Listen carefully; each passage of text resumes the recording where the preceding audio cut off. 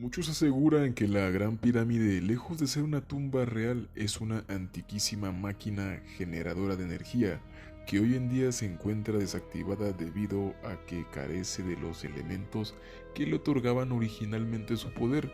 ¿Pudo esta máquina ser utilizada en algún punto de su historia para contener la enorme energía que yacía en el Arca de la Alianza mencionada en la Biblia?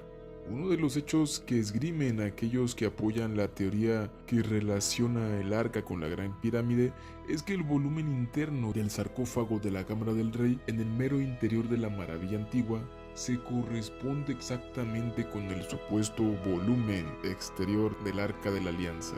Pero ese exactamente tiene algunas licencias. Veamos. Según el relato bíblico, las medidas del arca traducidas al sistema métrico decimal eran de 1 metro 5 centímetros de largo, 70 centímetros de alto y otro tanto de ancho.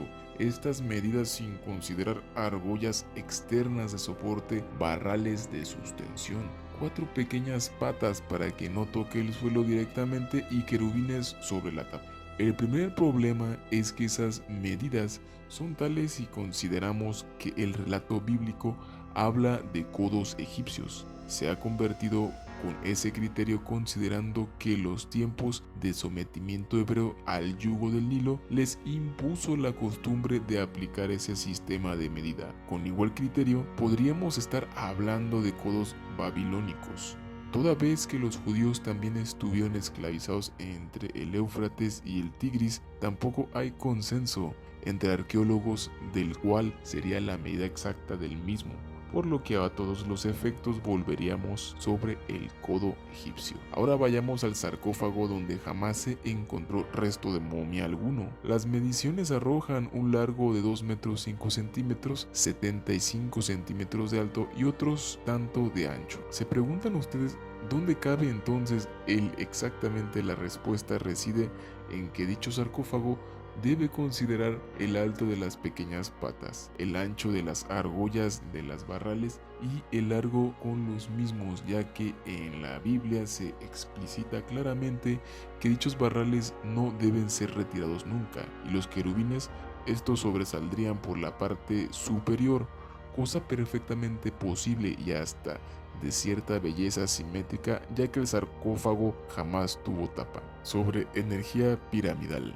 Siguiendo el relato bíblico, Moisés recibe de Yahvé las instrucciones para construir el arca en el monte de Sinaí. Esto es después de haber huido de Egipto como caza. Entonces aquí la presunción de que la gran pirámide contuviera dicho instrumento se ha expresado en miles de ocasiones la posibilidad que el arca fuera un generador electroestático o de algún tipo de energía.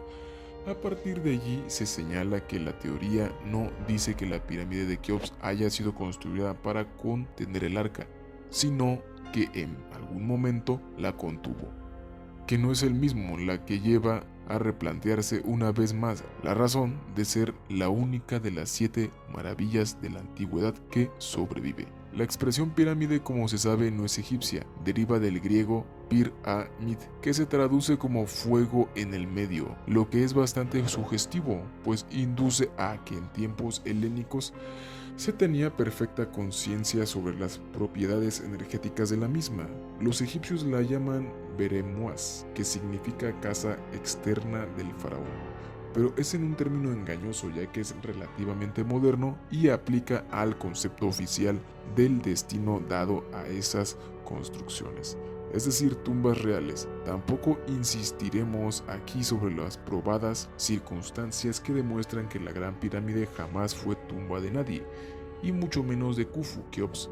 El lector interesado encontrará numerosas evidencias con una sencilla búsqueda. Nadie sabe cuál era la denominación original dada en tiempos de su erección. Diversas investigaciones en el campo de la piramidología a través de los años han dejado claro que la maravilla antigua en Giza es un acumulador de ciertas energías cósmicas, particularmente que la conocemos a través de los tiempos y las culturas como Prakichi, Fuerza Ódica, Bril y Orgon, y si como se supone en realidad fue construida mucho antes de ese 2800 a.C.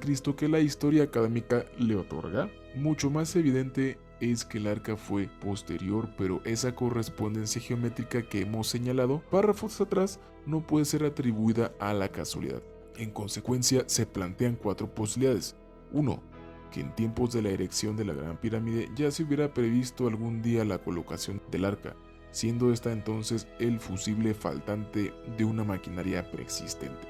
Ahora bien, teorizando para qué y por qué alguien construirá esta maquinaria, para que a futuro se le agregara una pieza faltante, pidiendo permiso a la especulación si los Anunnaki diseñaron a la especie humana para sus fines, bien pudieron haber diseñado su historia futura. En ese diseño habría un momento en que debería cristalizarse determinadas fuerzas o vectores espirituales expresados simbólicamente en una creencia religiosa, una creencia sumamente fuerte para conservarse a través del tiempo, y que tendría su recompensa en darle a sus sacerdotes, todo un pueblo, una serie de recursos, conocimientos y capacidades que les ubicaran en posiciones de poder a través de la historia pese a las múltiples persecuciones. Es posible también que el arca fuera mucho más antigua, contemporánea a la pirámide, y que su otorgamiento a Moisés de su Dios sea una transliteración literaria muy posterior,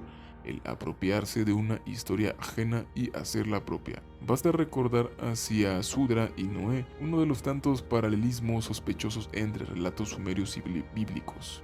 También podríamos sospechar que en su vida de Egipto los judíos robaron el arca. Moisés pudo no solo ser un jefe con autoridad, sino también un hierofante. Eso explicaría que el faraón primero les permitiría irse sin problemas, pero luego enviara todo su ejército en frenética caza de los emigrantes. Más probable aún así, suponiendo lo que se buscaba no era alcanzar a los judíos, sino recuperar lo que algunos de estos se habrían robado. Y finalmente es posible también que a través de la historia hayan existido distintas arcas, y la pirámide el contenedor de una o varias de ellas. Recordamos también que cuando el arca desaparece luego de la destrucción del templo de Salomón, una de las teorías, quizá la más consistente, afirma que termina en Etiopía, luego de un peregrinaje que la lleva a Egipto, descansando un tiempo en el templo de File y enseguida por varios años en la isla Elefantina, y esto porque Egipto era un territorio sumamente conocido históricamente, hablando para los judíos, con el cual seguían conservando estrechos vínculos. Esos vínculos tienen raíces religiosas extrapoladas luego en su propio culto. Amigos, muchísimas gracias por su preferencia. Soy el Conde Bey. Suscríbanse, denle like y nos vemos. Hasta luego.